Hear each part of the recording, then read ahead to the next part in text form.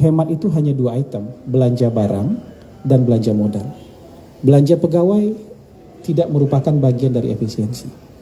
Layanan publik, bantuan sosial bukan merupakan bagian dari efisiensi. Jadi kalau masih ada isu-isu itu, berarti betul-betul salah tafsir terhadap arahan Presiden.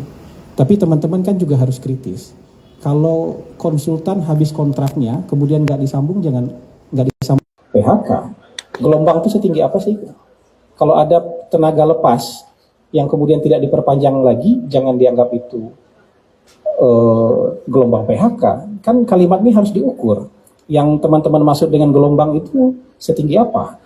Kalau ada proyek sudah selesai, kemudian proyeknya tidak dilanjutkan, itu bukan gelombang PHK.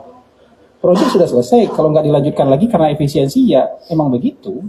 Termasuk juga honor, selesai kontraknya tidak dilanjutkan lagi. Tapi yang belanja pegawai kan tidak dikurangi. Nah, pemerintah itu punya APBN tahun 2025 3.600 triliun. Yang minta dihemat itu cuma 306 triliun, nggak nyampe 10%. Cuma 8,5%. Itu kalau nenek kita di kampung dulu masak tuh, ngambil segenggam itu. Nggak berkurang kenyang kita itu. Nggak berasa juga tuh dikurangi itu tuh nggak berkurang makan kita gara-gara itu, karena biasanya juga nasinya sisa-sisa kok, biasanya juga makanannya nggak dihabiskan kok. Gitu. Kalau efisiensi ini bisa dialihkan kegiatan-kegiatan yang produktif, ya itu bisa menghidupkan ekonomi. Kan sudah dicontohkan biaya perjalanan dinas itu 44 triliun totalnya. Kalau dihemat 50%, 20 triliun bisa untuk bangun 10.000 sekolah, bisa untuk beli gabah petani 3 juta ton dengan harga minimal 6.500, kan hidup di sektor pertanian. Bisa buat menambah kuota subsidi pupuk, ya pupuk bersubsidi jadi 9,5 juta ton, kan hidup sektor pertanian. Jadi ini dialihkan untuk kegiatan produktif, bukan dihemat kemudian ditabung disimpan, nggak seperti itu. Kalau dihemat disimpan itu biasanya akhir tahun jadi acara ngabis-ngabisin anggaran itu. Teman-teman kan familiar dengan istilah ngabisin anggaran di bulan Oktober, bulan November, bulan Desember.